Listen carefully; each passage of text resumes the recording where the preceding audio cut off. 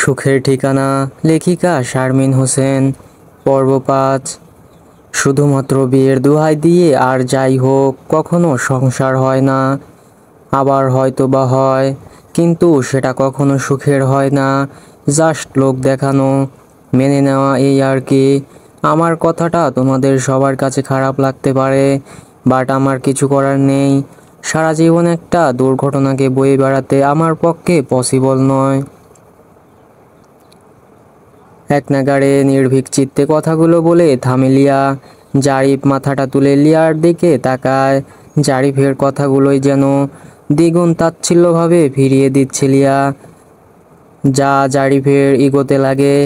রাজিয়া সুলতানা লিয়ার সামনাসামনি দাঁড়ালেন।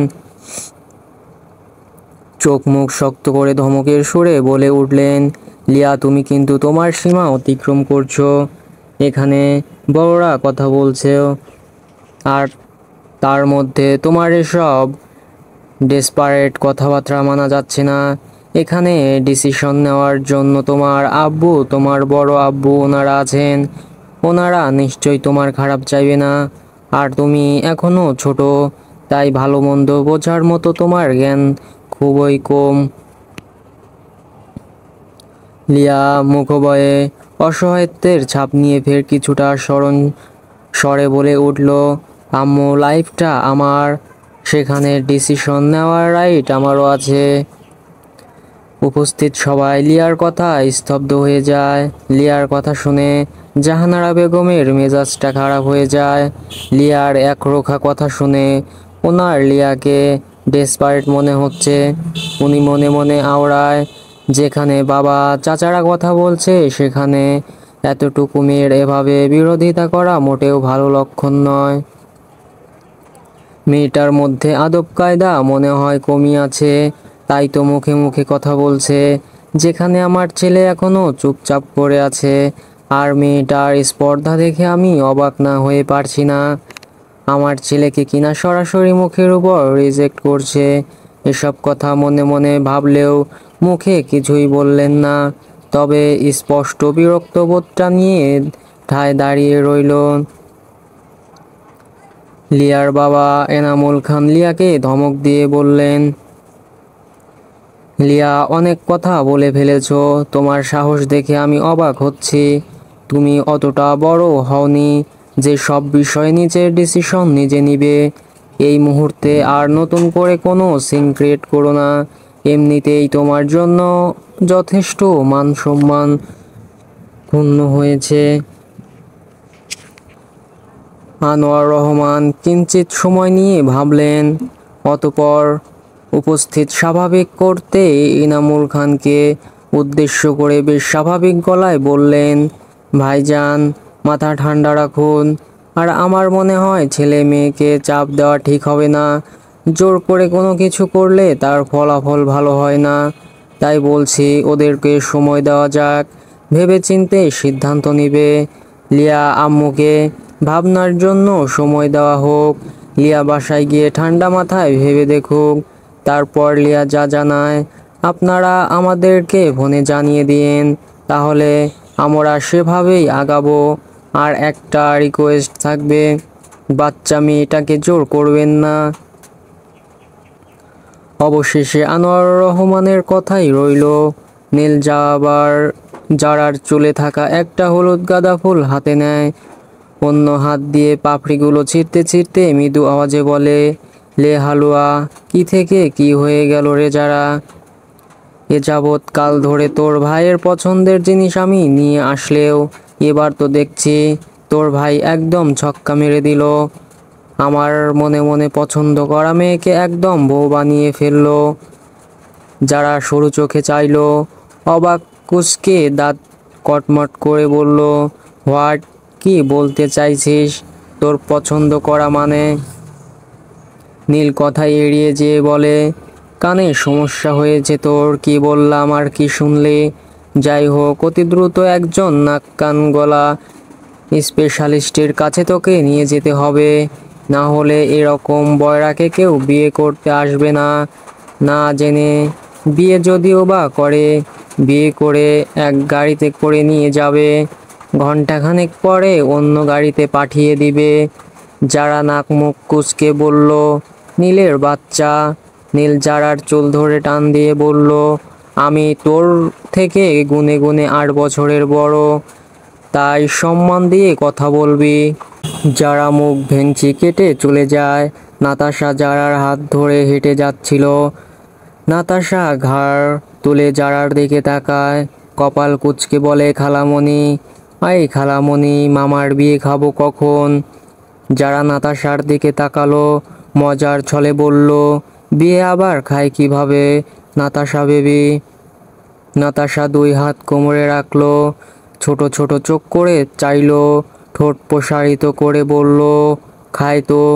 এই তো কিছুদিন আগেই তো আমি নানু ভাই আর নানুমণির সাথে বিয়ে খেয়ে আসলাম, তুমি ভুলে গিয়েছো? যারা মৃদু হাসলো, কিছুটা দৌড়ে লিয়াকে গাড়ির সামনে দেখতে পেল। মুহূর্তেই হাসিটা মিয়ে গেল। নাতাশার দিকে ঝুঁকে ম্লান মুখে ক্ষীণ আওয়াজে বলতে থাকে, তোমার মামার বিয়ে তো অলরেডি হয়ে গেছে। যারার কথার মাঝেই নাতাশা একগাল হেসে উচ্ছ্বসিত কণ্ঠে কিঞ্চিত অবাক হয়ে বলল, তাই? ওয়াও, তাহলে তো মামি এখন আমাদের সাথে থাকবে। নানুমণি তো বলেছিল মামার বিয়ের পর থেকে মামি আমাদের সাথেই থাকবে। কি মজা, এখন থেকে ভালো আন্টি আমাদের সাথে থাকবে। যারা ভারী গলায় বলে, ও সোনা, ভালো আন্টি নয়, মিষ্টি হলো তোমার মামার বউ। ও ঠোঁট উল্টে এক শব্দে কথাটা বলে। অতঃপর নাতাশা জোরে ডেকে বলে উঠল, এই মিষ্টি আন্টি। লিয়া গাড়িতে উঠবে বলে পা দিবে, সেই মুহূর্তে নাতাশার ডাক শুনে থেমে যায়। নাতাশা দৌড়ে যায়, 2 হাতে লিয়ার কোমর জড়িয়ে ধরে। লিয়া তাল সামলাতে না পেরে খানিকটা পিছিয়ে যায়। নাতাশা লিয়ার দিকে তাকিয়ে চমৎকার হাসে, মিষ্টি করে আদরে গলায় বলে, খালামণি বলছিল তুমি আমার মামার বউ, তাহলে তুমিই আমার মামি। লিয়ার মনের ভেতর অনুভূতির ঝড় বইতে থাকে, তবুও লিয়া বাইরে নিজেকে শক্ত খোলসে আবৃত করে রাখে, বাহিরে বেশ কাঠিন্যতার ছাপ ফুটিয়ে রাখে। লিয়া নির্বিকার থাকে। জারিফ পার্কিং লনে আসে, ওদের গাড়ির কাছে যাবে। সেই সময় লিয়া আর নাতাশাকে দেখতে পায়। লিয়া জারিফকে দেখতে পাওয়ার সাথে সাথেই দৃষ্টি সরিয়ে নেয়।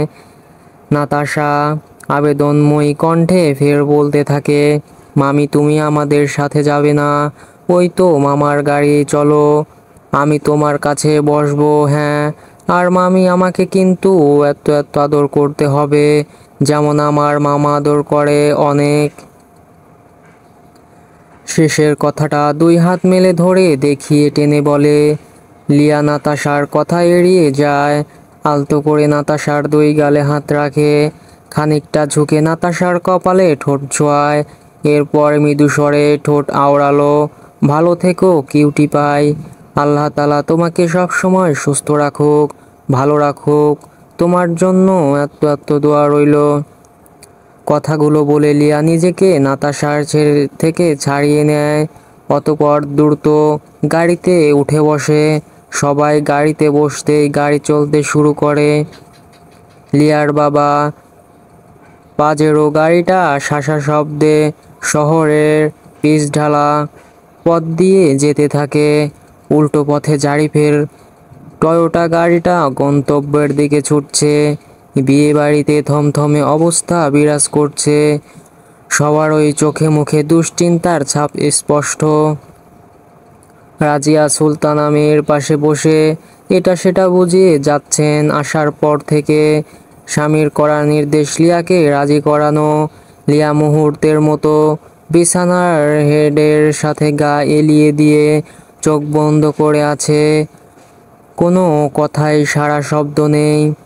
আসার পর থেকে অনেকক্ষণ ধরে বুঝিয়েও যখন মেয়ের মুখ থেকে পজিটিভ উত্তর মিলল না, সেই সময় বিরক্ত হয়ে রাজিয়া সুলতানা রুম থেকে বেরিয়ে গেলেন। ঘড়ির কাঁটা জানান দিচ্ছে রাত্রি 9টা বাজতে চলছে। এই তো কিছুক্ষণ আগে এনামুল খান এসে শাসিয়ে গেছেন, আর ঘন্টাখানেক দেখবেন। অতঃপর জারিফের বাবার কাছে ফোন দিয়ে পজিটিভ মতামত দিবেন।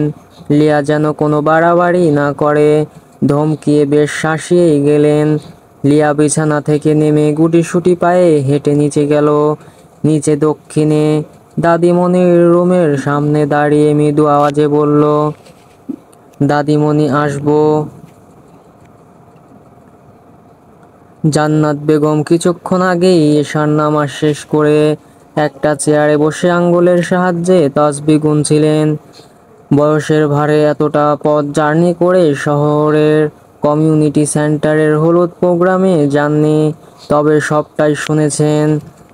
ছেলে আর ছেলের বউদের মুখ থেকে সব কিছু শুনে অবাক নির্বাক আছেন। মাথাটা তুলে দরজার দ্বারগোড়ায় দাঁড়ানো অষ্টাদশী লিয়াকে দেখে কণ্ঠে একরাশ স্নেহ জড়িয়ে বললেন, আসো, ভেতরে আসো ছোট আপা।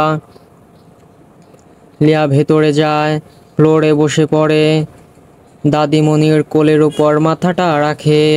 জান্নাত বেগম এক হাত লিয়ার মাথায় রাখেন, স্নেহের হাত বুলিয়ে আদর মাখা গলায় বললেন, এই লিয়া কিছু বলবি? আর ছোট আপার নিশ্চয় কোনো বড় সড়ো আবদার আছে। লিয়া দীর্ঘশ্বাস ফেলে চোখ বন্ধ করলো, ঠোঁট প্রসারিত করে বলে উঠল, দাদিমণি, আমি এই সম্পর্কটা আগাতে চাই না। অনাকাঙ্ক্ষিত কোনো কিছু কখনোই কাঙ্ক্ষিত কোনো ফল বয়ে আনে না। আর এই বিষয়টা অনাকাঙ্ক্ষিতভাবে হয়েছে তা বলার অপেক্ষা রাখে না। আমি চাই তুমি আব্বুকে বুঝিয়ে বলো। তুমি বললে আব্বু তোমার কথা ফেলতে পারবে না। কালকেই বিয়ের প্রোগ্রাম, এসব বাদ দিতে বলো।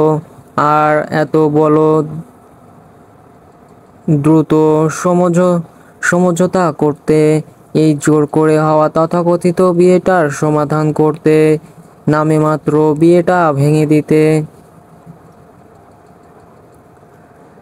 জান্নাত বেগম লিয়ার চুলের মধ্যে হাত বুলিয়ে দিতে দিতে বললেন, বিয়ে শাদী কি এতটাই খেলনা ছোট আপা? মন চাইলো আর ভেঙে দিলাম। একটা সম্পর্ক ভাঙা সহজ, তবে গড়াটা খুবই কঠিন। লিয়া দাদিমণির দিকে মুখ তুলে তাকায়, তড়িৎ গতিতে বলল, সম্পর্ক যেখানে তৈরি হয়নি সেখানে ভাঙার প্রশ্নই আসে না দাদিমণি। জোর করে কখনো সম্পর্ক হয় না। আর দুর্ঘটনা সবসময় দুর্ঘটনাই, সেটাকে মন থেকে মেনে নেওয়া যায় না। চাপে পড়ে পরিস্থিতির কাছে হার মেনে হয়তো মানিয়ে চলতে হয়, সেটা শুধু লোক দেখানো। সেখানে ভালোবাসা থাকে না, সেখানে থাকে শুধু দয়া দক্ষিণা। লিয়া একটু থামে, খানিকটা সময় নিয়ে ধরে আসা গলা ফের বলে, দাদিমণি, তুমি নিশ্চয়ই চাইবে না তোমার নাতনি সারা জীবন অন্যর দয়ায় থাকুক। কেউ তাকে দয়া করে বউ হিসেবে মেনে নিয়েছে, দয়া করে সারা জীবন বোঝা হিসেবে বয়ে বেড়াবে, কখনো ভালোবেসে নয়। জান্নাত বেগম মৃদু হাসলেন, জালিয়ার দৃষ্টিগোচর হলো না। শান্ত গলায় ফের বললেন, আজ ভালোবাসা নেই, তবে ভালোবাসা তৈরি হতে কতক্ষণ ছোট আপা। আর বিয়ে হলো এমন একটা পবিত্র বন্ধন, সেখানে আপনা আপনি মহব্বত ভালোবাসার সৃষ্টি হয়। যে বন্ধনে ভালোবাসা দিন দিন ফিকে হয় না, বরং গাঢ় হয়। সন্তান সন্ততির মাধ্যমে বন্ধন আরও মজবুত হয়। তাই বলছি ছোট আপা, আর একটু ভেবে দেখলে হয় না? লিয়া চোখ বন্ধ করলো, দুই চোখের কার্নিশ বেয়ে দুফোঁটো অশ্রু গড়িয়ে পড়লো। ভেজা গলায় ঠোঁট আওড়ালো, দাদিমণি, এসবের জন্য উনি আমাকেই দোষারোপ করেন। ওনার মতে সেদিন যদি আমি ওনার সাথে না থাকতাম তাহলে এই ঘটনা ঘটতো না। লিয়া নাক টেনে নিয়ে ফের ক্ষীণ আওয়াজে বলতে থাকে, অবশ্য ওনার কথাটাও ফেলনা নয়, ঠিকই তো বলেছেন, আমি দায়ী। আর আমি যেহেতু দায়ী, তাই এই ভুলটা শুধরে নেওয়ার দায়িত্বটাও আমারই। প্লিজ দাদিমণি, আব্বুকে বোঝাও। জান্নাত বেগম অনেকটা সময় নিয়ে ভাবলেন, কিছুক্ষণ নীরব থাকলেন, অতঃপর কাজের মেয়েটাকে ডেকে ছেলের বউয়ের এখানে উপস্থিত হতে বললেন। এক এক করে সবাই উপস্থিত হলো। সবাই উৎসুকভাবে আছে কি বলবেন তা জানার জন্য। সবশেষে জান্নাত বেগম গলা খাঁকড়ি দিয়ে বলে উঠলেন, মেজো খোকা, আমি চাই লিয়াকে জোর না করতে। ইনামুল খান অবাক হয়ে তড়িৎ গতিতে বললেন, কি বলছো মা? তার মানে লিয়ার কথা মতো এখন বিয়েটা ভাঙতে হবে? জান্নাত বেগম গম্ভীর গলায় ফের বললেন, আমার কথা শেষ করতে দাও। হুট করেই কখনো কোনো চরম পর্যায়ের সিদ্ধান্ত নিতে হয় না।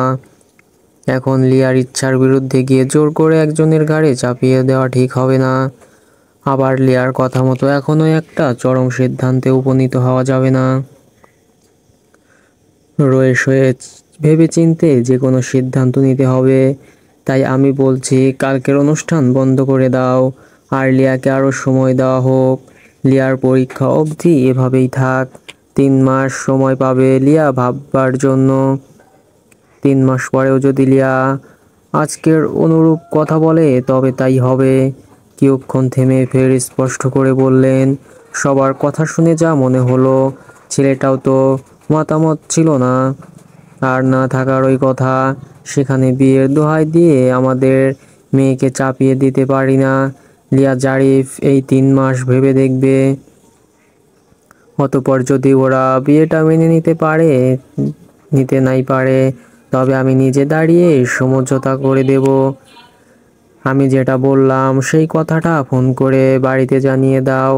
আমি আশা করব এর বাইরে তোমরা কেউ কিছু বলবে না, আর না তো লিয়াকে কোনো চাপ দিবে। অবশেষে লিয়া কৃতজ্ঞতার দৃষ্টিতে জান্নাত বেগমের দিকে তাকায়। লিয়ার দৃঢ় বিশ্বাস, 3 মাস কেন, 3 বছর পরেও জারিফ এই সম্পর্কটা মেনে নিবে না। তাই এখন থেকে মনটাকে সেইভাবেই কঠোর করে গড়ে তুলতে হবে। অবশেষে জান্নাত বেগমের কথাগুলো ও বাড়িতে জানিয়ে দেওয়া হয় ফোন কলের মাধ্যমে। ড্রয়িংয়ে বসে আছে সবাই। আনোয়ার রহমান, নীল যারা, সাথে জারিফের একমাত্র ফুফু কল্পনা বেগম। বিয়ে উপলক্ষে আজকেই আসছে। জারিফের চেয়ার টেনে বসতেই আনোয়ার রহমান সবটা বললেন। ও বাড়ি থেকে একটু আগে ফোনে যা যা বলেছে সেসবও। তবে সেসবে জারিফের কোনো ভাবান্তর নেই। জারিফ সাবলেশহীন আছে। অনুপমা বেগমকে অন্যমনস্ক দেখাচ্ছে। দাঁড়িয়ে জগ থেকে পানি ঢালছেন আর মনে মনে ভাবছেন, ইস, কি থেকে কি হয়ে গেল। কোথায় ভেবেছিলাম জারিফের বিয়েটা হবে। এদিকে নীলের পড়াশোনা শেষ হয়ে কোনো চাকরি বাকরিতে ঢুকলেই জারিফকে দিয়ে লিয়ার সাথে নীলের বিয়ের প্রস্তাব দিবে। বাড়ির বড় জামাই প্রস্তাব দিলে ওনারা নিশ্চয়ই ফেলতে পারবে না। উফ, এদিকে তো সব এলোমেলো হয়ে গেল। ভারী মিষ্টি দেখতে মেয়েটাকে আমার নিজের বৌমা করতে খুব ইচ্ছে হয়েছিল। ধ্যাত, কি থেকে কি হয়ে গেল। নিরুপমা বেগমের ভাবনার ছেদ ঘটে জাহানারা বেগমের ডাকে। এই ছোট, কি এত ভাবছিস বলতো? গ্লাস ভরে পানি উপচে পড়ে টেবিল ভেসে যাচ্ছে, আর তুই কিসের ধ্যানে আছিস বলতো? নিরুপমা বেগম নিজেকে তটস্থ করে হাত থেকে কাচের জগটা নামিয়ে রাখে। অপ্রস্তুত হয়ে বলে ওঠে, এই রে, খেয়াল করিনি, আসলে লিয়ার কথা ভাবছিলাম। লিয়ার নাম শুনতেই জাহানারা বেগম গম্ভীর কণ্ঠে বললেন, বাদ দে ওই মেয়ের কথা। ওই মেয়ের জেদ দেখলি? পরিবারের সবাই বলল, অথচ তার সিদ্ধান্ত থেকে একচুল নড়ল না। 3 মাস পরেও যে একই সিদ্ধান্তে থাকবে সেটা আমার ভালো করেই জানা আছে। তাই ওই মেয়েকে নিয়ে আমি আর কিছু ভাবতে পারবো না।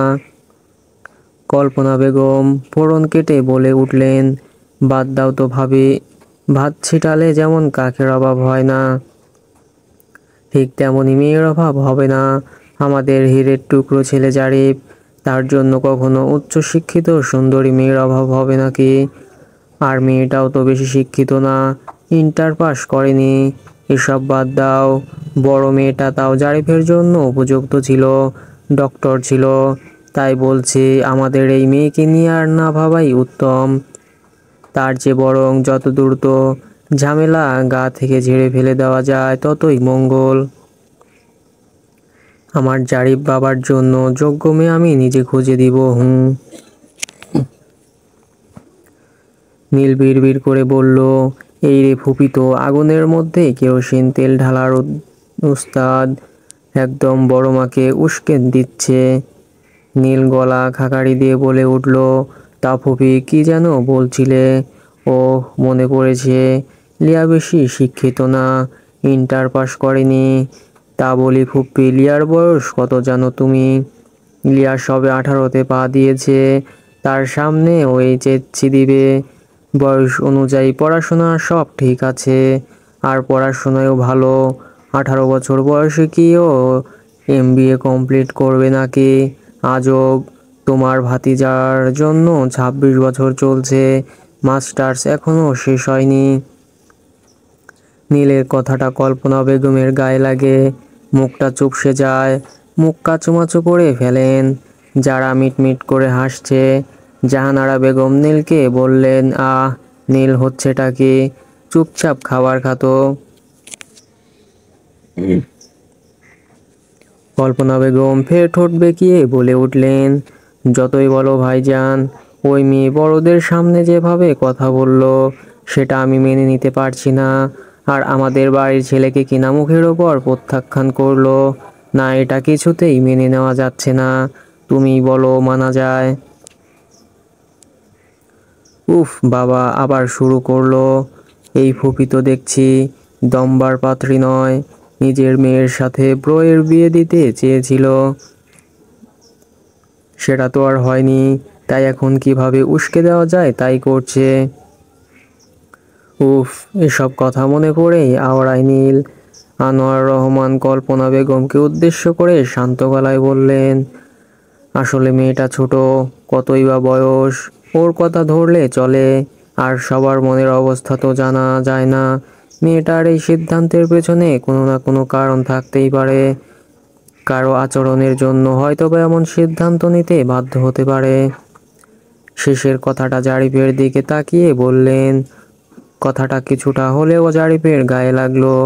এর মধ্যে কল্পনা বেগম ফোড়ন কাটলো, ঠোঁট আউড়িয়ে ফের বলল, আরে ভাইজান, কোনো কারণ যে আছে তা আমি শতভাগ নিশ্চিত।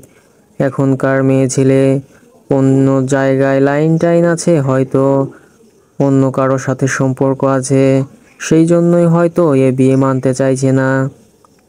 কথাটা জারিফের কাছে মোটেই ভালো লাগলো না। ফুপিকে সম্মান করে তাই সহজেই কিছু বলতে পারলো না। আবার কেন যেন একদম চুপ করেও থাকতে পারলো না। মুখশ্রীতে বিরক্তবোধটা নিয়ে বলে উঠল, স্টপ ফুপ্পি, প্লিজ স্টপ দিস। তখন থেকে একই কথা ভালো লাগছে না। এতটুকু বলে খাবার খেয়ে চেয়ার ছেড়ে উঠে দাঁড়ায় জারিফ, হাত ধুয়ে গট গট করে রুমে চলে যায়। এক মেয়ের বিয়ে ভাঙে গেল, আবার আরেক মেয়ের বিয়ে হয়েও সেটা টিকবে নাকি না কে জানে। এমন অবস্থায় তো সমাজের লোকজন ছিছি করবে। কি থেকে কি হয়ে গেল, পরিবারের মান সম্মান সব মুহূর্তেই যেন ধুলোয় মিশে গিয়েছে। বাইরে বের হলেই লোকজন বিদ্রূপ করে কত কথা শোনাবে। আল্লাহ মালুম, বড় মেয়ের বিয়ে ভেঙে গিয়েছে, আর তার ওই হবু বরের সাথে ছোট মেয়ের বিয়ে হয়েছে। তার উপর জামাই বিয়ে মানে না। এই সমস্ত কথা হজম করা চারটিখানি কথা। তুই বল, কাজের মেয়েটা বলল আশেপাশের লোকজন নাকি এরকমটা বলা বলি শুরু করেছে। সমাজে এই পরিবারের যে অভিজাত্য সম্মান ছিল সব একটা দুর্ঘটনায় যেন শেষ হয়ে গেল। তোর বাবা চাচাদেরকে সমাজের লোক কত সম্মান করত, মান্য করত। উফ, এতটা বাজে পরিস্থিতি হওয়া কি খুব দরকার ছিল? দীর্ঘশ্বাস ছেড়ে তহমিনা বেগম হতাশ হয়ে কথাগুলো বললেন। তাসনিম বিছানায় পা ঝুলিয়ে বসেছিল, সাথে সাথেই স্বাভাবিকভাবে বলে উঠল, ওহ আম্মু, থামবে এবার? তখন থেকে একই কথা বলেই চলছো, অযথা টেনশন বাদ দাও। লোকে কে কি বললো সেটা ধরলে জীবন চলে না। একটা নির্দিষ্ট সময়ে এসে আপনি লোকের মুখ থেমে যাবে। আর কথাটা যদি উপযুক্ত না হয় তবে আমার মনে হয় সেই সব কথা ধরে শুধু শুধু মন খারাপ করে থাকার মানেই হয় না। একটু থেমে তহমিনা বেগমের গলা 2 হাত জড়িয়ে ধরে, অতঃপর কোমল স্বরে বলতে থাকে, লোকে বাজে কথা বললে সেটা তাদের নিচু মন মানসিকতার ব্যাপার। কারণ একটা দুর্ঘটনা ঘটেছে, এখানে তো কারো হাত নেই। আমরা সবাই পরিস্থিতির শিকার। এটা আমাদেরকে মেনে নিতে হবে। সৃষ্টিকর্তা হয়তো এরকমটাই চেয়েছিলেন, তাই হয়েছে। সৃষ্টিকর্তার উপরে তো কারোর হাত নেই। আর কথায় আছে না, যা হয় হয়তো ভালোর জন্যই হয়। তহমিনা অবাক চাহনিতে মেয়ের দিকে তাকালেন। মেয়ের মুখায়বার কথা শুনে বেশ বিস্মিত হয়। বিয়ে ভেঙেছে, এতে মেয়ের যেন কোনো ভ্রুক্ষেপ নেই। আরো কত সুন্দর করে মাকে বুঝিয়ে যাচ্ছে। তহমিনা বেগম বোকা বোকা চোখে চেয়ে প্রশ্ন করে উঠলেন, তুই বলছিস যা হয়েছে ভালোর জন্য হয়েছে? একটা মেয়ের বিয়ের আগের দিন বিয়ে ভেঙে যায়, এটা সমাজ ভালো চোখে দেখে? মায়ের এহেন প্রশ্ন তাসনিম একটু থতমত খায়। কিয়ৎক্ষণ পরে গমগমে স্বরে বলে উঠল, আহ আম্মু, তোমরা যদি এখনো এভাবে হতাশা করে চলো, তবে লিয়ার তো আরো বেশি মন খারাপ করবে। তাই বলছি, প্লিজ লিয়ার দিকটা একবার ভেবে দেখো। ও বেচারি ছোট একটা মেয়ে, ওর মনের অবস্থা নিশ্চয়ই ভালো নয়। তাই এসব কথা বাদ দাও। এসব কথা শুনলে ওর আরো খারাপ লাগবে হয়তো। তহমিনা বেগম ঠোঁট আওড়ালেন, আচ্ছা হয়েছে হয়েছে, মাকে আর বোঝানো লাগবে না। কথা শুনে মনে হচ্ছে খুব তো বড় হয়ে গিয়েছিস। কিছু বললেই বলবি শুধু শুধু চিন্তা করি। প্রত্যেক মায়েরাই হয়তো এমন কারণে অকারণে তাদের বাচ্চাদের জন্য চিন্তা করে। উফ, রাত অনেক হয়েছে, চল খাবার খাবি। কিছু মনে হতেই তাসনিম বলে উঠল, লিয়া কোথায়? খাবার খেয়েছে। তহমিনা বেগম মুখশ্রীতে বিরক্তিবোধটা ফুটিয়ে তুলে বলে উঠলেন, কোথায় আবার রুমেই আছে, এখনো খায়নি বোধ হয়। মনে হয় না আজকে আর নিচে নামবে। আর তোর মেজো চাচির মা তো মেয়ের উপর বেশ চটে আছে। মেয়ে তার একরোখা জিদ ধরে থাকায়। তাসনিম মাকে ছেড়ে সোজা হয়ে দাঁড়াতে দাঁড়াতে বলতে থাকে, আচ্ছা ঠিক আছে, আমি আগে লিয়ার সাথে কথা বলে নেই। আম্মু, তুমি লিয়ার খাবারটা একটু উপরে পাঠিয়ে দিও প্লিজ। তহমিনা বেগম আচ্ছা বলে রুম থেকে প্রস্থান করে। কিছুক্ষণ পর তাসনিম হাতে খাবারের প্লেট নিয়ে লিয়ার রুমে যায়। রুমের দরজা হালকা ভিড়ানো ছিল। এক হাতে দরজাটা ঠেলে রুমে প্রবেশ করে। রুম জুড়ে অন্ধকার, শুনশান নীরবতা বইছে।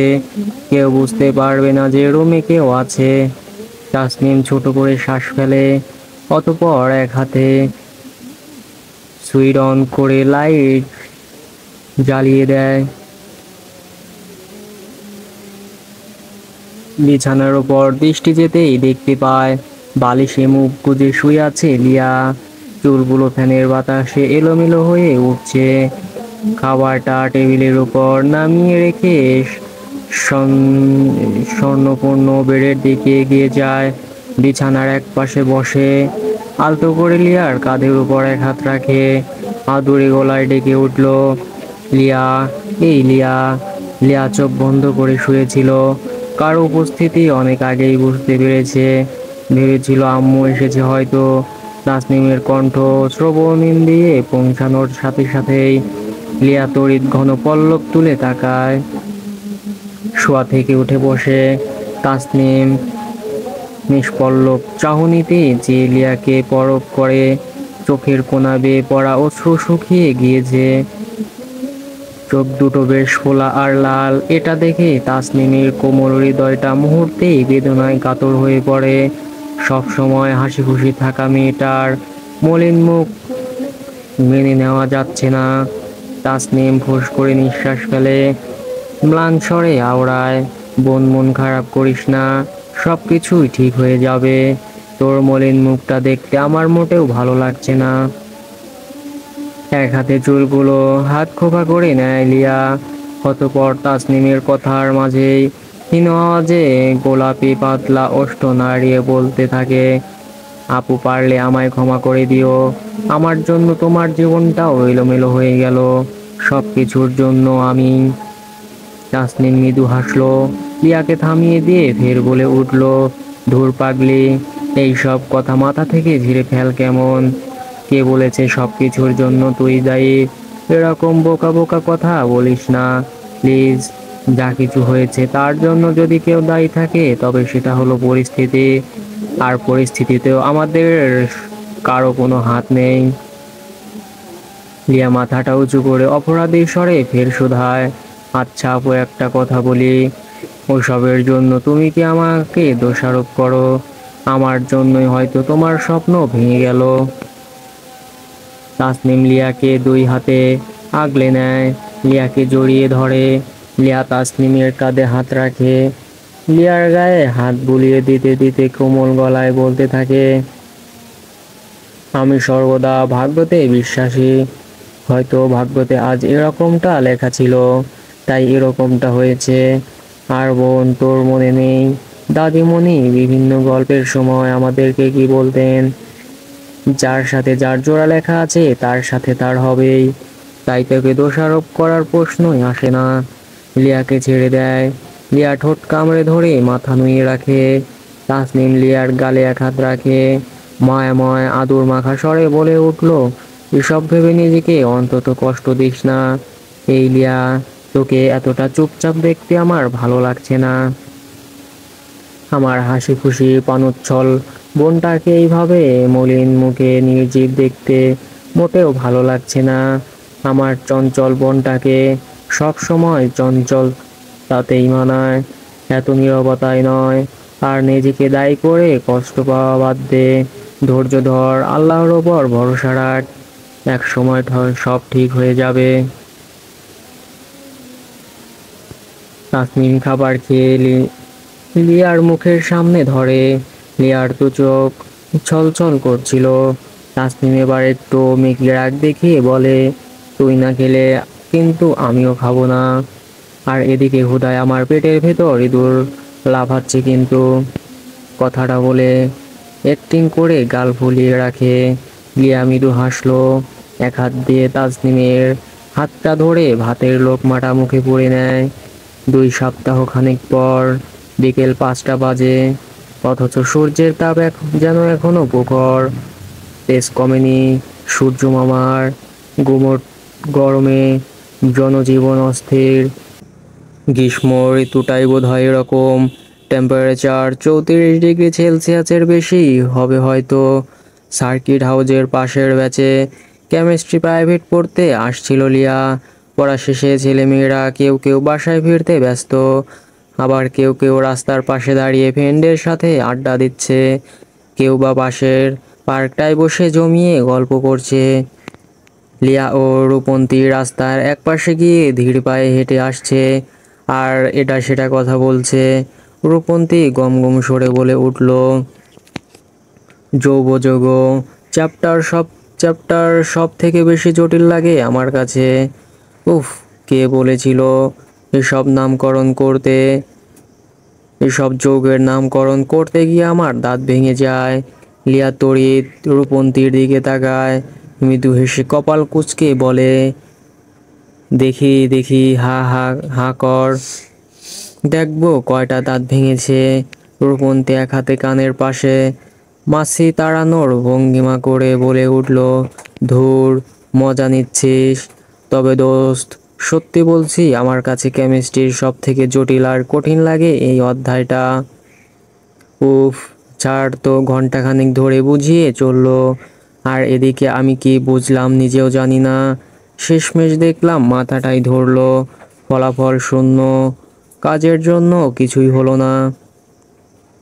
কথাটা বলতে বলতে রূপন্তীর চোখ যায় পার্কের সামনে ভ্যানের উপর ডাব নিয়ে বসে চাচার দোকানের দিকে।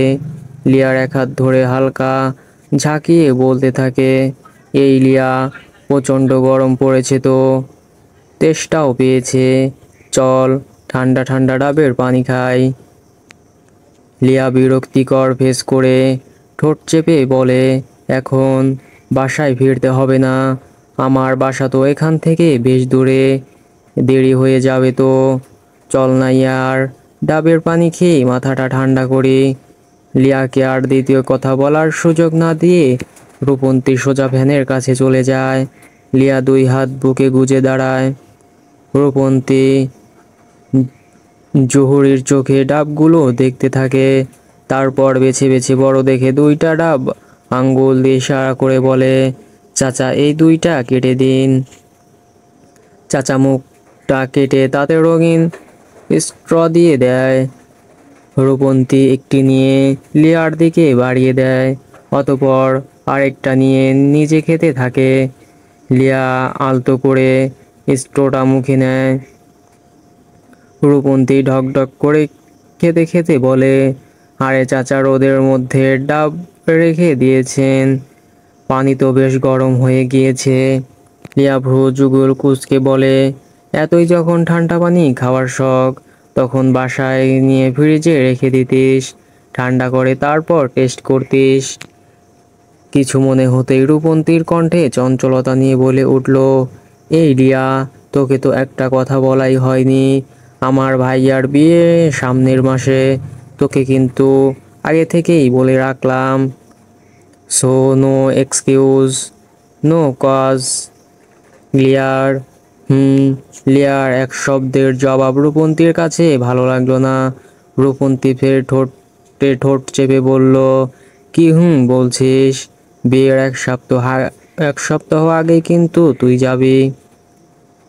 সাথে সাথে লিয়া বলে উঠল, মাথা খারাপ হয়েছে তোর? বললেই হলো, বাসা থেকে এক সপ্তাহ আগে যেতে দিবে, আর এত আগে আমি গিয়েই বা কী করব? রূপন্তীর থেকে বেকা উত্তর আসলো, তোকে দিয়ে বিয়ে বাড়ির সব কাজ করাবো, সেই জন্য আগে নিতে চাচ্ছি তোকে। হয়েছে এবার উত্তর পেয়েছিস। একটু থেমে ফের দাঁতে দাঁত চেপে বলে, অদ্ভুত, তুই আমার বেস্ট আর আমার একমাত্র ভাইয়ের বিয়ে, আমার ভাইয়া মানে তোরও ভাইয়া, ভাইয়ের বিয়েতে বোনেরা কি করে শুনি? চুটি আড্ডা মজা এসব করে, আর আন্টিকে ম্যানেজ করার দায়িত্ব আমার। আম্মু আন্টিকে ফোন করে বলবে, দরকার পড়লে আমি আম্মুকে সাথে করে নিয়ে গিয়ে বোঝাবো, তবুও তোকে বিয়ের আগেই যেতে হবে। লিয়া কথা না বাড়িয়ে ছোট করেই বলে, আচ্ছা দেখা যাবে। দেখা যাবে টাবে নয়, একদম যেতে হবে। বিয়ের আগের দিন সন্ধ্যায় হলুদ। আচ্ছা এক সপ্তাহ নয়, তুই হলুদের আগের দিনই যাবি। এবার কিন্তু আমি আর কোনো না শুনবো না। হ্যাঁ রোহান বল, তোরা সবাই কই? আরে 5টা তো অলরেডি পেরিয়ে গিয়েছে, আমি চলে আসছি তো, তোদেরকে দেখতে পাচ্ছি না। ও আচ্ছা, তাহলে ফার্স্টায়, আমি গেইটের সামনে ওয়েট করছি। এক হাতে স্ট্রটা ধরে তাতে ঠোঁট ছুঁয়ে টান দিতেই হঠাৎ অতি পরিচিত পুরুষালী কণ্ঠস্বর শুনে হকচকিয়ে ওঠে লিয়া।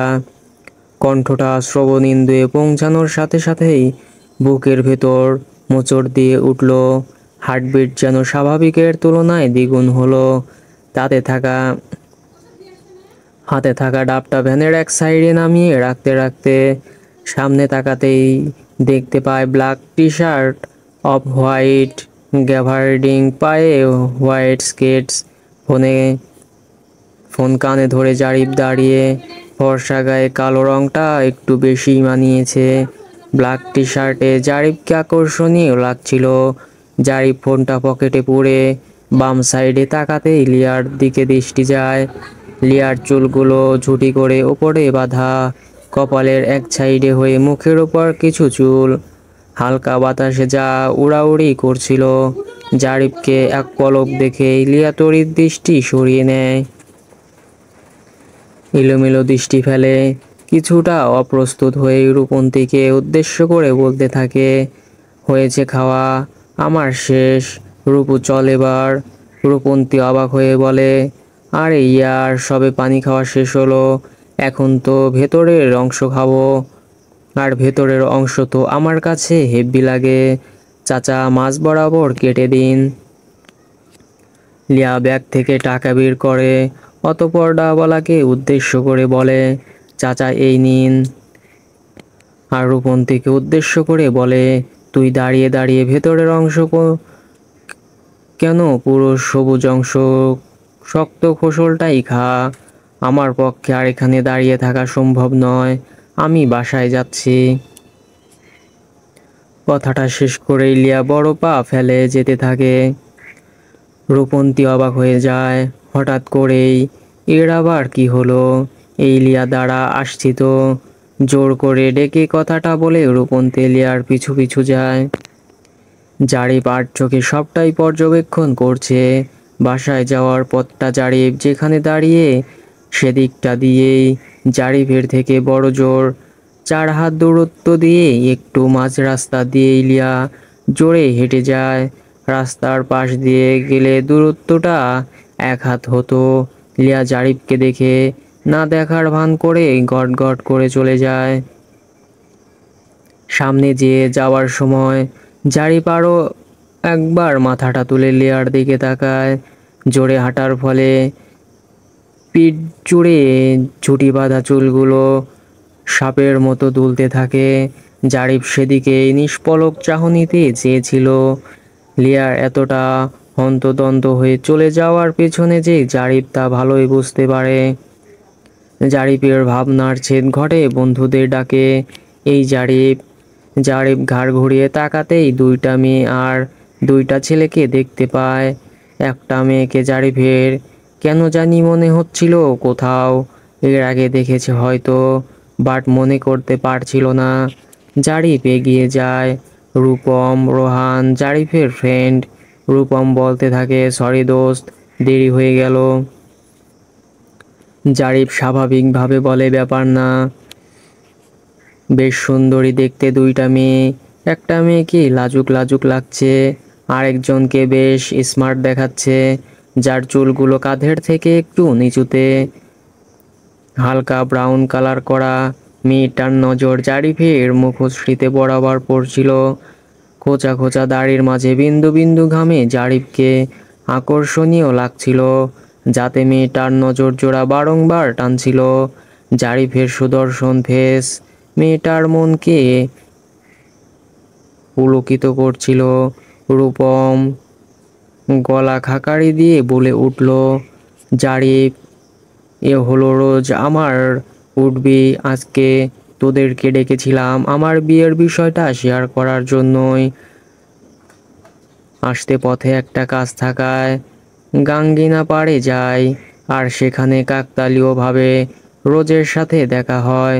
রোজ ওর কাজিনের সাথে শপিংয়ে আসছিল। দেখা যখন হলোই তখন ভাবলাম তোর আর রোহানের সাথে মিট করিয়ে দেই। জারিফ ভদ্রভাবে বলে, আসসালামু আলাইকুম ভাবি। রোজ মৃত হেসে সালামের উত্তর দেয়।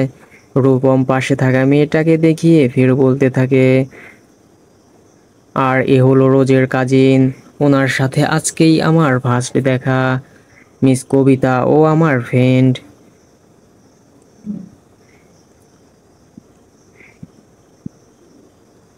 রূপমের কথার মাঝে মেয়েটা ঠোঁটের কোণে বিস্তৃত হাসি রেখেই বেশ চিকন স্বরে বলে উঠল, Ayman Zarif, I am high right.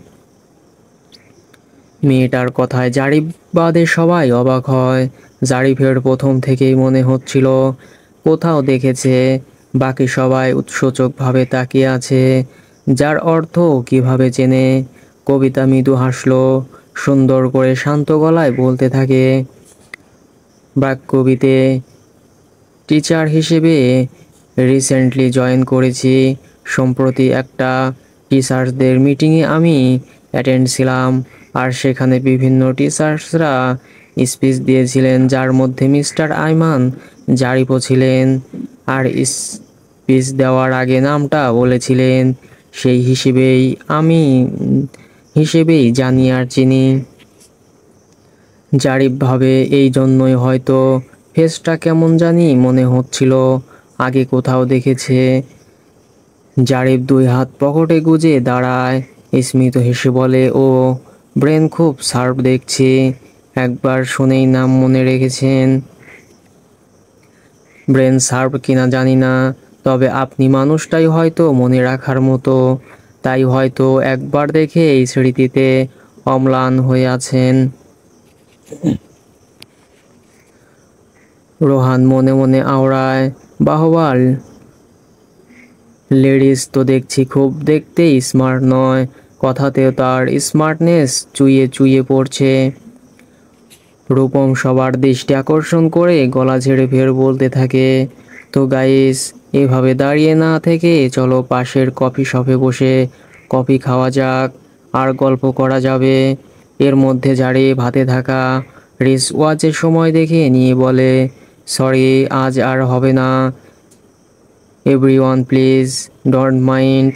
নাতাশাকে নিজের বাসা থেকে আনতে যেতে হবে, অন্যদিন কফি খাবো। জারিফ সবার থেকে বিদায় নিয়ে চলে যায়। রাত্রি 11টা বাজে। আজকের আকাশে একটাও তারা দেখা মিলছে না। কালো মেঘে ছেয়ে আছে আকাশ, মেঘে ঢাকা আকাশ, চারিদিকে শুনশান, নিস্তব্ধতায় ঘেরা। ছাদে থাকা ক্রেডেলের উপর বসে আছে জারিফ। জারিফের মনটাও আকাশের কালো মেঘের ন্যায় বিষণ্ণতায় ছেয়ে আছে। কেন জানি আগের মতো কোনো কিছুই ভালো লাগে না, সব সময় বিষণ্ণ লাগে। ঘুম আসছিল না, তাই ছাদে আসে জারিফ।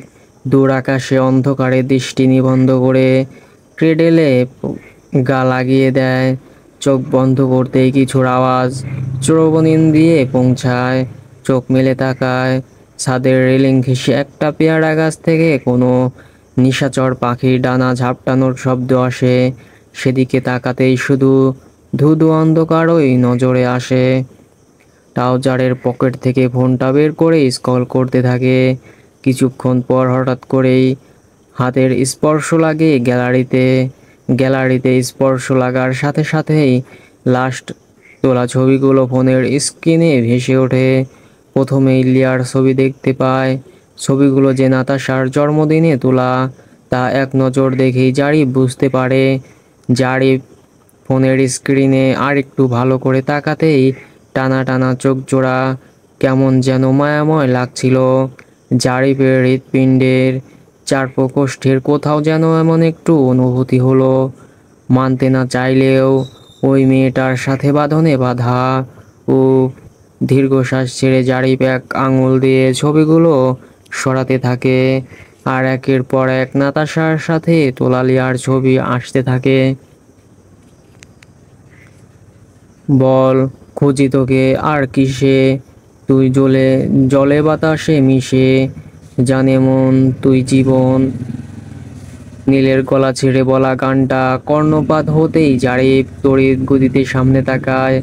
নীল এসে জারিফের পাশে বসে পড়ে, বেকা হেসে জারিফকে শুধায়, ক্রিবো ব্রো, নিশ্চয়ই বউকে মিস করছিস। চোখে ঘুম আসছিল না, তাই ছাদে অন্ধকার বিলাস করছিস। ঠিক বলছি না। জারিফ কোনো উত্তর না দিয়ে নির্বিকার থাকে, ফোনটা অফ করে রাখে। নীল দুই হাত ছড়িয়ে বসে ফের বলল, বিয়ের পরেও এমন সিঙ্গেল লাইফ কিভাবে কাটাচ্ছিস? তোর জায়গায় আমি হলে লিয়ার মতো সুন্দরী মেয়েকে পেলে বউ রাজি না থাকলেও জোর করে নিয়ে আসতাম। আর তুই কিনা গা ছাড়া ভাব নিয়ে আছিস। উফ, এভাবে গা ছাড়া ভাব নিয়ে থাকার জন্য একদিন আফসোস করবি। কবে কোথা থেকে কে এসে তোর সুন্দরী পিচ্চি বউটার মন দখল করে নিবে, পাখির মতো ফুরুত করে উড়ে নিয়ে চলে যাবে, তখন বুঝবি। তখন তো তোকে দেবদাসের মতো বোতল হাতে আর সিগারেট ফুঁকে দিন যাপন করতে হবে। নীলের এমন কথা জারিফের মোটেই ভালো লাগছিল না। লিয়াকে নিয়ে নীলের এত কিউরিটি দেখে জারিফের মেজাজ খারাপ হতে থাকে। সেদিন ফুপ্পির খারাপ সাথে সাথেই লিয়ার হয়ে নীলের প্রতিবাদ, সেসব কথা মনে পড়তেই জারিফের মেজাজ দ্বিগুণ খারাপ হয়। মনে মনে জেলাস ফিল হয়। পরক্ষণেই মস্তিষ্ক উল্টো বানিয়ে দিয়ে মনটাকে সান্ত্বনা দেয়, ওই মেয়েটাকে নিয়ে কারো কোনো কিউরিসিটি থাকলে তাতে আমার কি? এসব নিয়ে কেন সময় নষ্ট করার কোনো মানেই হয় না। জারিফ কথা না বাড়িয়ে সোজা উঠে দাঁড়ায়, ঘুম পাচ্ছে বলে রুমে চলে যায়। পড়ার টেবিলে বসে লিয়া ক্যালকুলাসের ম্যাথটা হাফ করে কলম কামড়ে ধরে আছে। বিকেলে জারিফকে দেখার পর থেকে বারংবার মস্তিষ্কে জারিফের কথা ভেসে আসছে। পড়াশোনায় মনোযোগে বিঘ্ন ঘটছে।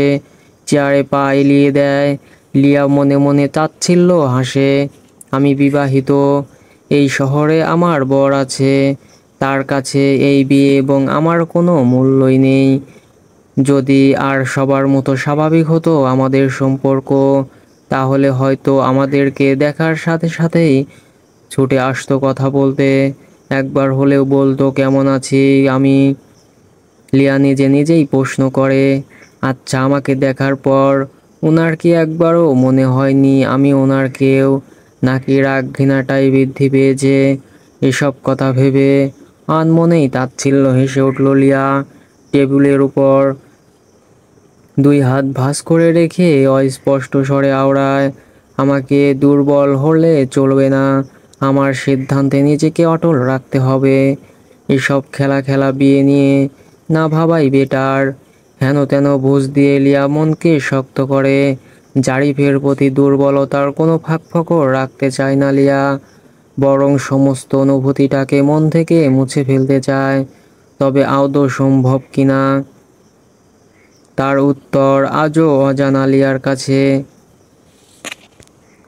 প্রায় সপ্তাহখানেক পর মধ্য দুপুর, শহরের যানজটপূর্ণ রাস্তা দিয়ে ড্রাইভ করছে জারিফ।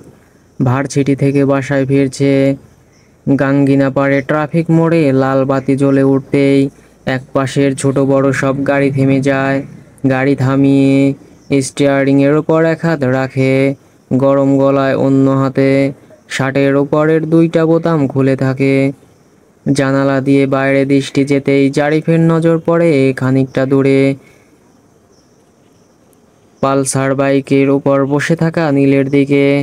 নীলকে চিনতে জারিফের 2 সেকেন্ডও লাগে না। এমন সময় নীলের পাশে দৃষ্টি যেতেই জারিফকে কপালে জ্যামিতিক রেখার ন্যায় বেশ কিছু রেখার দৃষ্টি হয়, যা দেখে জারিফ বেশ অবাক হয়। ঠিক দেখছে কিনা তা শিওর হওয়ার জন্য জানালার কাজটা আর একটু নামিয়ে দেয়। ভালো করে দেখার সাথে সাথেই জারিফের মনে কিছু সন্দেহজনক কথার সঞ্চার হয়। সেদিকে কল্পনা বেগমের কথা কিছু মনে হতেই জারিফ মনে মনে আওড়ায়, তবে কি ফুপ্পির ধারণাই ঠিক? এখন মনে হচ্ছে ফুপ্পির কথা একটাও ফেলনা নয়। কোনো কানেকশন আছে কি? সূর্য মাথার উপর, কাঠ ফাটা রোদে পুড়ছে যেন সারা শহর। প্রচণ্ড গরমে কর্মব্যস্ত মানুষের জীবন অস্থির, গরমে নাজেহাল, হাঁসফাঁস অবস্থা। সাধারণ পথচারীদেরও নিউ মার্কেটের পাশের একটা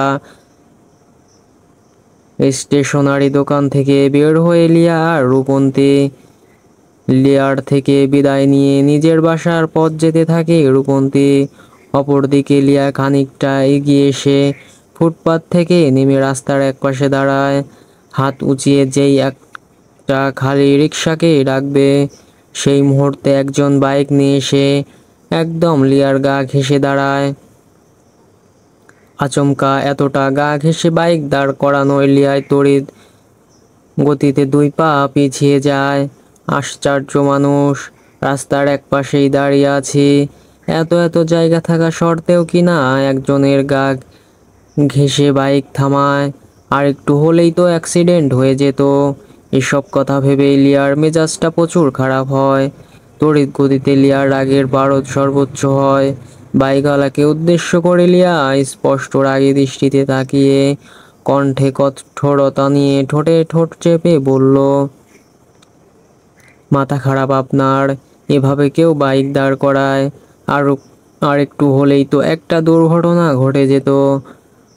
কোনো কমন সেন্স নেই নাকি? মেয়ে মানুষ দেখলেই ইচ্ছে করে এরকম অসভ্যতামি করে বেড়ান?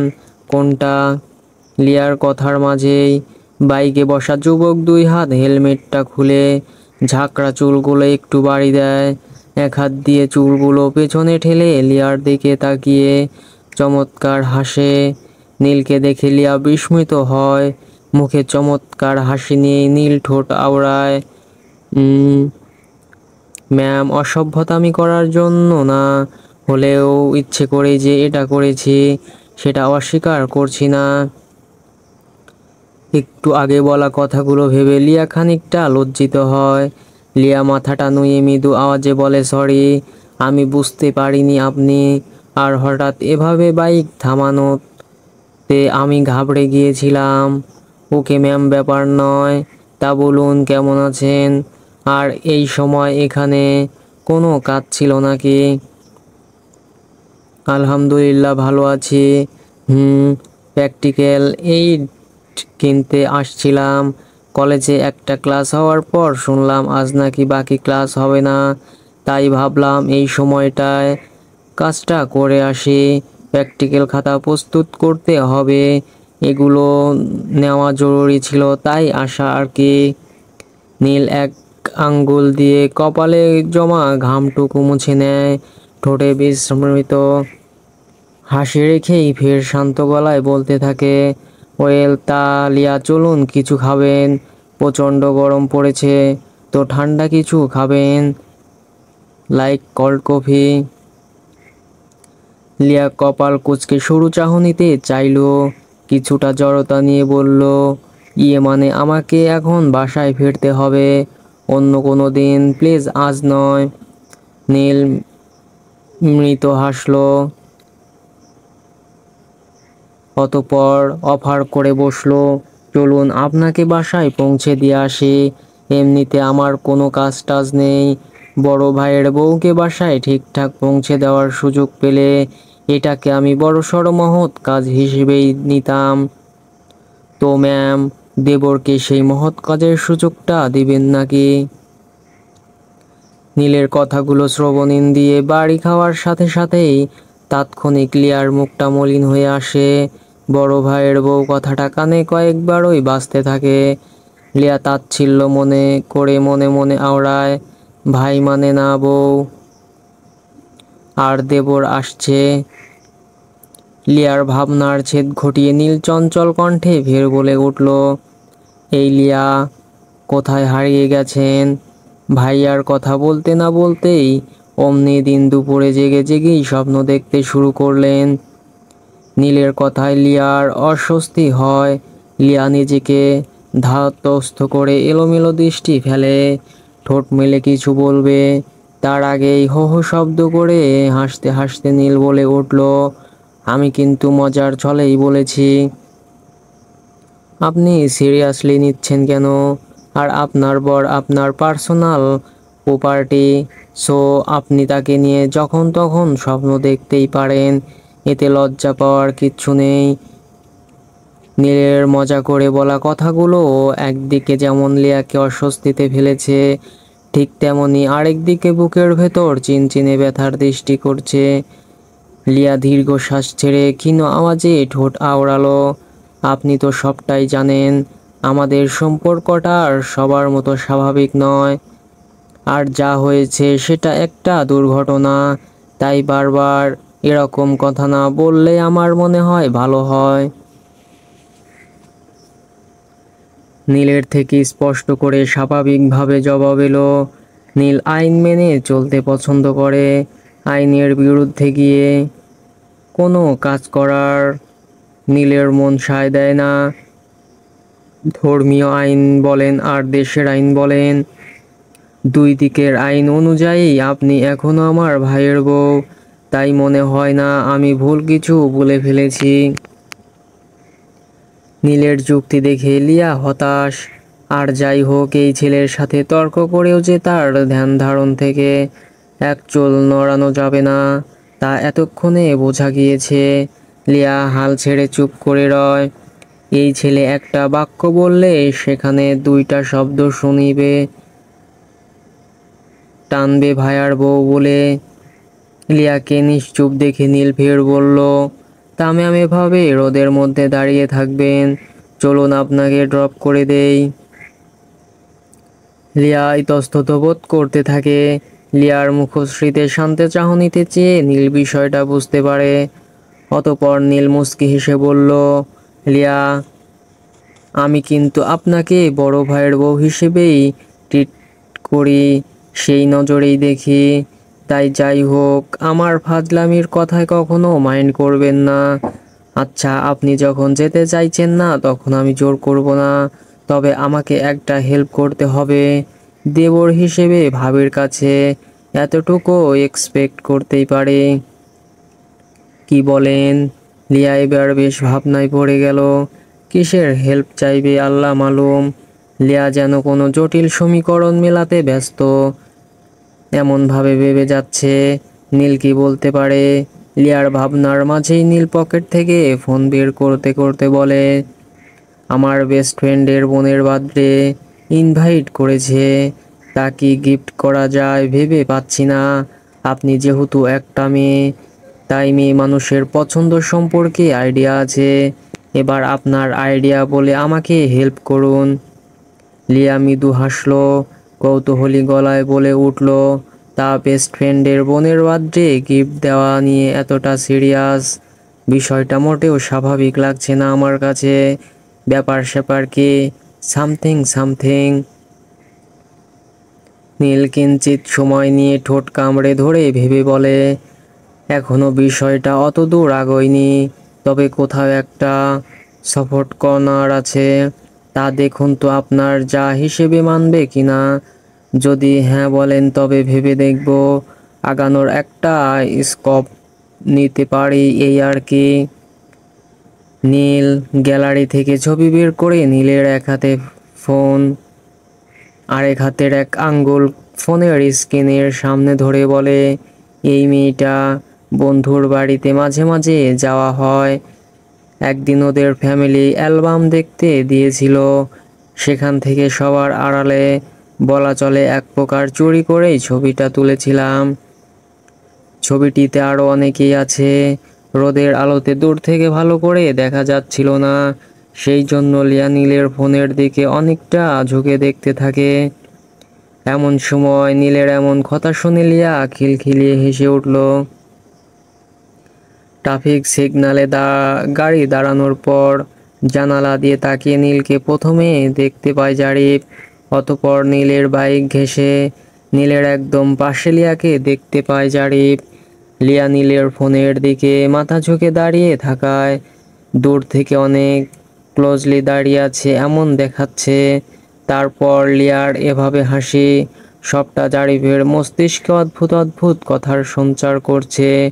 অটোমেটিক্যালি জারিফের দৃষ্টি সেদিকেই যেন নিবদ্ধ হয়ে আছে।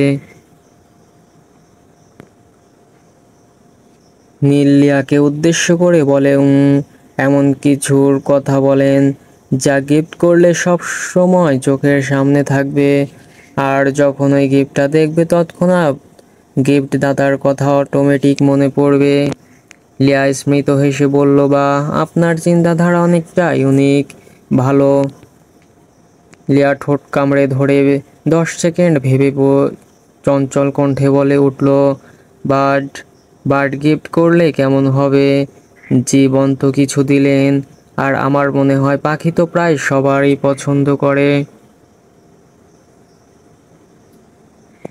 নীল সাথে সাথেই বলে উঠল, থ্যাংক ইউ, আপনার সাজেশনটা খুব ভালো লেগেছে। এবার একটা সুন্দর দেখতে পাখি চুজ করে দিবেন। সামনেই একটা পাখির দোকান আছে, প্লিজ চলুন। নাকি এখানেও হেজিটেশন আছে? দেবর হিসেবে নিতে না পারলেও ফ্রেন্ড হিসেবে আমাকে নিতে পারেন। কথাটা বলে নীল বাইক থেকে নেমে দাঁড়ায়। লিয়া ছোট করে, ঠিক আছে চলুন বলতেই নীল বাইকের চাবিটা এক হাতে নেয়। অতপর এক আঙ্গুলে চাবিটা ঘোরাতে ঘোরাতে লিয়ার সাথে পাশাপাশি হেঁটে যেতে থাকে। পিছনের গাড়ির হর্নের শব্দে জারিফের হুঁশ ফেরে। জারিফ ড্রাইভ করছে, অথচ সুগম্ভীর শান্ত নজর জোড়াতে বারংবার কিছুক্ষণ আগের দৃশ্যগুলো জ্বলজ্বল করে ছবি আকারে ভাসছে। নীলের সাথে ক্লোজলি দাঁড়িয়ে খিলখিলিয়ে হাসা, আবার নীলের সাথে পাশাপাশি হেঁটে কোথাও যাচ্ছে না চাইতেও জারিফের মনের ভেতর আপনা আপনি রাগের সৃষ্টি হচ্ছে। জারিফ ভাবে নীলের সাথে লিয়ার বোধহয় যোগাযোগ আছে। পরক্ষণে মনে হয় নীল তো এমনিতেই মিশুক স্বভাবের, সবার সাথে খুব সহজেই মিশে যায়, এটা তেমন কিছু নয়। আবার মস্তিষ্ক জুড়ে সেদিন রাতে নীলের বলা কথাগুলো বিচরণ করতে থাকে। লিয়ার মতো সুন্দরী বউ থাকলে আমি তো জোর করেই নিয়ে আসতাম। এই সকল কথা স্মরণ হতেই জারিফ স্পষ্ট স্বরে আওড়ায়, তবে কি নীল লিয়াকে পছন্দ করে? উফ, এসব কথা মনে হতেই জারিফের নিজেকে কেমন জানি এলোমেলো লাগছে। প্রায় 2 মিনিট খানেক হেঁটে একটা পাখির দোকানের সামনে আসে লিয়া আর নীল। ছোট বড় বাহারি রঙের, নাম না জানা, আবার নাম না জানা পাখি ছিল।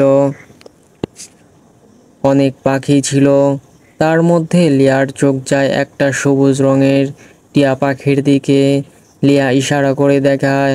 অবশেষে দাম দর করে নিল, টিয়া পাখিটাই নেয়। নীলের থেকে বিদায় নিয়ে লিয়া রিক্সা নিয়ে বাসায় ফেরে। আজকে শুক্রবার, ঘড়ির কাঁটা দুপুর 2:30টার ঘরে। জাহানারা বেগম আর নিরুপমা বেগম বেশ ব্যস্ত, হাতে টেবিল গোছাচ্ছেন। খাবারের ডিশগুলো দুজনে মিলে সাজিয়ে রাখছেন। বাড়ির ছেলেরা জুমার নামাজ পড়ে এই এক্ষুনি চলে আসবে হয়তো। এর মধ্যে জারিফের বাবা নামাজ শেষ করে বাসায় ফিরে। একসাথে সবাই লাঞ্চ করতে ডাইনিংয়ে আসেন। নীলের বাবা অন্য জেলাতে চাকরির সুবাদে থাকেন, কয়েক মাস পর পর ছুটিতে আসেন। নীল জারিফ পাশাপাশি চেয়ারে বসেছে। খাবার খাওয়া শুরু করার কিছুক্ষণ পর নাতাশা ড্রয়িংয়ে বসে আছে। পিছু পিছু যারা আছে। নাতাশা জাহানারা বেগমের শাড়ির আঁচল ধরে দাঁড়ায়। জাহানারা বেগম নাতাশাকে উদ্দেশ্য করে আদুরে গলায় বলেন, নাতাশা এখনো ঘুমাওনি যে? যাও সোনা, ঘুমিয়ে নাও। নাতাশা দুদিকে মাথা ঘুরিয়ে ঠোঁট উল্টে বলতে থাকে, আমি আজকে ঘুমাবো না। জাহানারা বেগম কণ্ঠে কোমলতা নিয়ে ফের বললেন, কেন সোনা, না ঘুমালে শরীর খারাপ করবে। যাও, খালামণি গল্প করবে, আর গল্প শুনতে শুনতে ঘুমিয়ে পড়বে কেমন। নাতাশার ফের স্পষ্ট কথা, উফ নানুমণি, বললাম তো আমি ঘুমাবো না। একটু থেমে জারিফের দিকে তাকিয়ে আবদার করে বলল, ঘুমাতে পারি, তবে একটা শর্তে। মামাকে বলো আজকে বিকেলে ঘুরতে নিয়ে যাবে। এমনিতেই আজকে ফ্রাইডে, তাই আজকে মামা আমাকে ঘুরতে নিয়ে যাবে মামির বাসায়। আমি মামির সাথে খেলতে চাই, অনেক দিন হয়ে গেল মামিকে দেখি না তো। শেষের কথাটা বলে নাতাশা গাল ফুলিয়ে রাখে। ঘুরতে নেওয়া পর্যন্ত ঠিক ছিল, যখন মামির কথা বলল তখন যেন বেঠিক হয়ে গেল জারিফের কাছে। জারিফ মুখ তুলে নাতাশার দিকে তাকিয়ে নির্বাক থাকে। জাহানারা বেগম নাতনির এহেন আবদার যথেষ্ট বিরক্ততা ওনার ফেস বলে দিচ্ছে। জারিফ কপালে কিঞ্চিত ভাঁজ ফেলে মৃদু স্বরে বলল, বিকেলে পার্কে নিয়ে যাব হ্যাপি। নাতাশা মুখটা আরো বেজার করে রাখলো, যার অর্থ এটা তার মনোপুত হলো না। জারিফ আড়ালে তপ্ত নিঃশ্বাস ফেলে। জাহানারা বেগম মৃদু রাগী স্বরে বললেন, আহ নাতাশা, হচ্ছেটা কি? মামা বলল তো ঘুরতে নিয়ে যাবে, তারপরও এভাবে গাল ফুলিয়ে রাখছো কেন? এখন সবাই খাবার খাচ্ছে, তাই আর জিদ না থেকো না, সবাইকে খাবার খেতে দাও, আর তোমার খালামণির সাথে গিয়ে ঘুমিয়ে পড়ো। নাতাশা আরো কাঁদো কাঁদো ফেস করলো, কখন যেন ঠোঁট উল্টে কেঁদে দিবে এমন অবস্থা। যারা জারিফকে উদ্দেশ্য করে বলে উঠল, ভাইয়া, নাতাশা যখন এত করে বলছে তখন বেচারিকে নিয়ে জানা। জারিফ তৎক্ষণিক যারাকে ধমকে সরে বলে উঠল, হোপ, বললেই হলো, বলা নেই কওয়া নেই।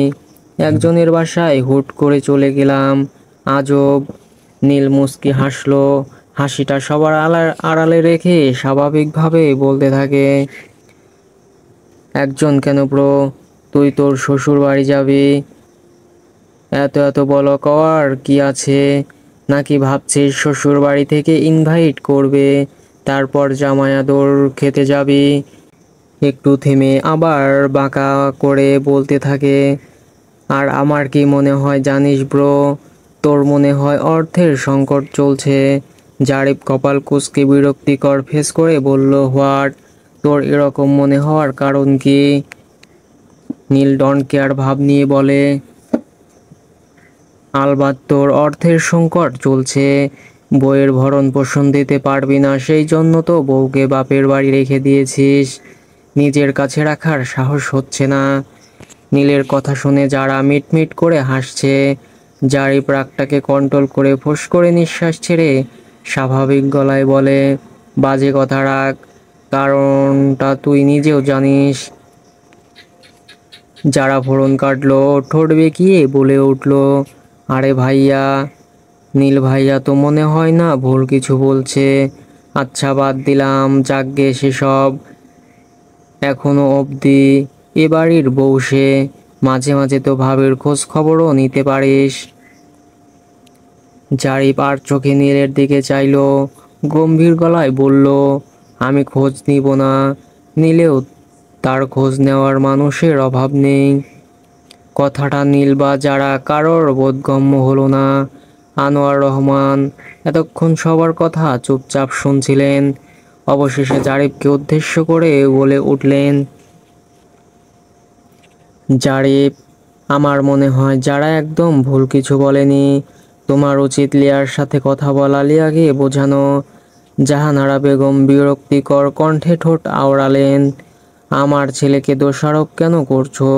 আমি বুঝতে পারছি না, সব তো ঠিকই ছিল, মাঝখানে সেদিন সবার কথার বিরোধিতা করে বেঁকে বসলো ওই মেয়ে, সেখানে আমার ছেলের দোষটা কোথায়? আর এখন রাগ বাড়িয়ে জারিফ হই বা কোনো যোগাযোগ করতে যাবে যেখানে ওই মেয়ের এত ইগো জিদ? আনোয়ার রহমান শান্ত গলায় ফের বললেন, মাতৃস্নেহ ভালো, তবে অন্ধ মাতৃ স্নেহ সন্তানের জন্য সবসময় কল্যাণকর হয় না। তুমি মা, তার মানে এই নয় যে সন্তানের সকল ভুল ত্রুটি আড়াল করে চলবে এবং ভুলগুলো শুধরে না দিয়ে সাপোর্ট করবে। তোমার তো উচিত সুন্দর করে জারিফকে বোঝানো, অন্যের মেয়েকে দোষারোপ না করে। প্রায় 1 মাস হয়ে যাচ্ছে, একবারও জারিফকে পাশে বসিয়ে বুঝিয়ে বলেছো এই সম্পর্কটা নিয়ে ভাবতে? আমার তো মনে হয় না বলেছো। স্বামীর কথাগুলো জাহানারা বেগমের মুখটা থমথমে হয়ে যায়, আপনা আপনি মাথাটা নুয়ে যায়। আনোয়ার রহমান ফের বলতে থাকেন, লিয়া ছোট, তুমি তো টিনেজ নও, তবে কেন টিনেজারদের মতো বোকামি জিদ নিয়ে আছো? জারিফ, তোমার উচিত লিয়ার সাথে কথা বলা, সম্পর্কটা এগিয়ে নিতে দুজনে সরাসরি কথা বলা দরকার। এভাবে গা সারা ভাব নিয়ে থাকলে এর ফল কখনো ভালো হয় না। আমি আমার কথাটা বললাম, বাকিটা তোমার ইচ্ছে। বড় হয়েছো, ভালো মন্দ যথেষ্ট বুঝো, তারপরও বাবা হিসেবে সতর্ক করা আমার কর্তব্য। জারিফ দৃষ্টি খাবারের প্লেটে নিবন্ধ করে চুপচাপ সব কথা শ্রবণ করলো। কিছু বলার অত সাহস হলো না, কারণ কথাগুলো যথেষ্ট যুক্তিযুক্ত ছিল। আনোয়ার রহমান খাবার শেষ করে উঠে যায়। সবাই চুপচাপ। এর মধ্যে যারা আবার বলে উঠল, এই ভাইয়া এভাবে মৌনতা পালন করবি নাকি নাতাশা বেবির আবদারটা রাখবি? জারিফ যেন এবার বড় কোনো বেকায়দায় পড়ল।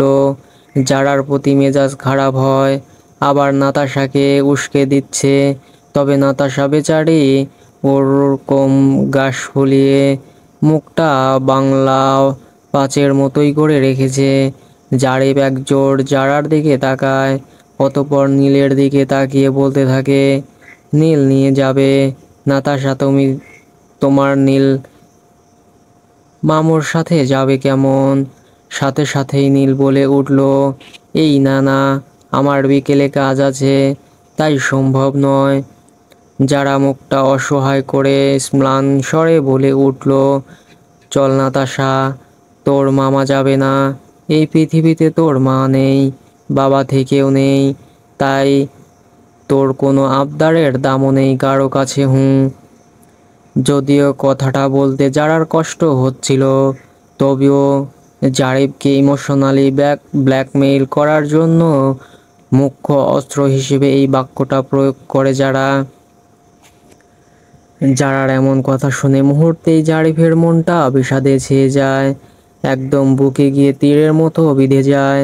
ছোট বোনের মুখটা ভেসে উঠতেই বুকটা হাহাকার করে উঠল, চোখ ছলছল করে উঠল। বোনের সবচেয়ে বড় স্মৃতি হলো এই বাচ্চা মেয়েটা, যার যে কোনো আবদার সব সময় পূরণ করে আসছে জারিফ। জারিফ অনিচ্ছা সত্ত্বেও যারাকে ডেকে বলে উঠল, নাতাশাকে বিকেলে রেডি করিয়ে দিস, নিয়ে যাব। যারা মুচকি মুচকি হাসে, তারপর নাতাশার হাত ধরে যেতে যেতে বলে, চলো বেবি, এখন ফার্স্ট ঘুমিয়ে নিবে, আর ঘুম থেকে উঠে মামের সাথে দেখা করতে যাবে। কিছু মনে হতেই জারিফ অস্বস্তি নিয়ে বলে, যাব তো বললাম, এভাবে হুট করে গেলে কেমন দেখাবে না? বিষয়টা বিশ্রী হবে না? পাশ থেকে নীল বাঁকা হেসে বলে উঠল, এখনো আইন অনুযায়ী লিয়া তোর বউ, এটা তোর শ্বশুরের বাসা, তাই সেখানে যাওয়ার পুরোপুরি হক তোর আছে। আর এতই যদি হেজিটেশন হয়, সেটা দূর করার উপায় আছে। যাচ্ছিস তো নাতাশাকে নিয়ে, বলবি নাতাশা বায়না ধরেছে, আর ও বাড়ির সবাই জানে নাতাশা আর লিয়ার কথা। নাতাশা লিয়া বলতেই পাগল, তাই মনে হয় না কেউ মাইন্ড করবে, বরঞ্চ সব দিক দিয়ে ভালোই হবে। শেষের কথাটা একদম ক্ষীণ আওয়াজে বলে, কথাটা বলে শিস বাজাতে বাজাতে নীল প্রস্থান করে।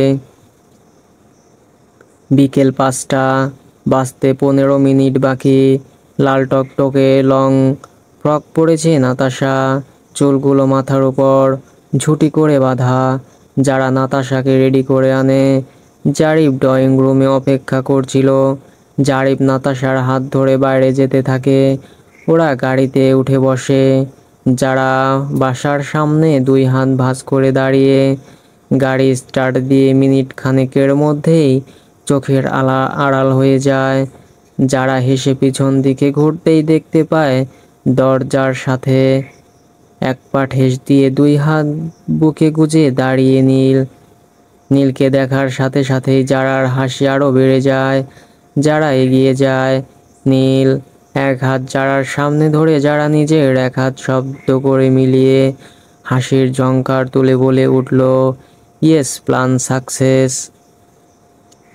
নীল ভাইয়া, এই প্রথম মনে হয় কোনো একটা ভালো কাজ করলি। এই ভালো কাজের ওসিলায় হলেও মেয়েদের সাথে ফ্লার্টিং করার পাপটা একটু হলেও মাফ হবে। কোনো সম্পর্ক জোড়া লাগানোতে সাহায্য করা নিশ্চয়ই ভালো কাজ। তোর আইডিয়া কিন্তু দারুণ ছিল। নাতাশাকে উস্কে দেওয়া, ভাইয়াকে ইমোশনালি ব্ল্যাকমেইল করা, সবটা জোশ ছিল। মাঝখানে অভিনয়টা কেমন করলাম বলতো? যারা এক্সাইটেড হয়ে কথাগুলো বলে। নীল যারার কথায় ভ্রুক্ষেপ না করে নিশ্চিন্ত গলায় বলে, পাঠালাম সম্পর্কের উন্নতি করতে।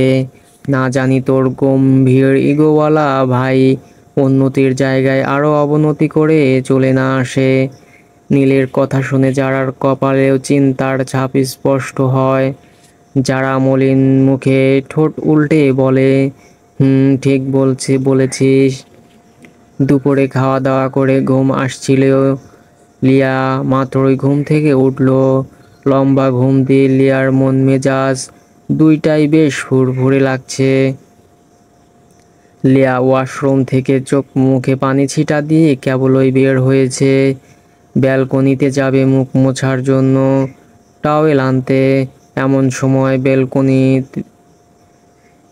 কলিং বেলের শব্দ হয়। সাথে সাথেই মায়ের গলার আওয়াজ আসে। রাজিয়া সুলতানা ডেকে বলেন, এই লিয়া, দেখ তো কে আসছে। আমি কিচেনে কাজ করছি, যা তো দরজাটা খুলে দে। লিয়া আর ব্যালকনির দিকে পা না বাড়িয়ে বিছানার উপর থেকে ওড়নাটা নিয়ে গলার সাথে ঝুলিয়ে নেয়। ড্রয়িং রুমের দিকে যেতে থাকে আর বিড়বিড় করে বলতে থাকে, এই সময় কে আসবে আবার? হয় নিচের আন্টি, আর নয়তো সামনের ফ্ল্যাটের আন্টি। লিয়া এক হাতে দরজা খোলে। পরবর্তী গল্পটুকু দেখতে চাইলে অবশ্যই কমেন্ট করে জানিয়ে দিন, এবং গল্পটি ভালো লাগলে অবশ্যই চ্যানেলটি সাবস্ক্রাইব করে রাখুন।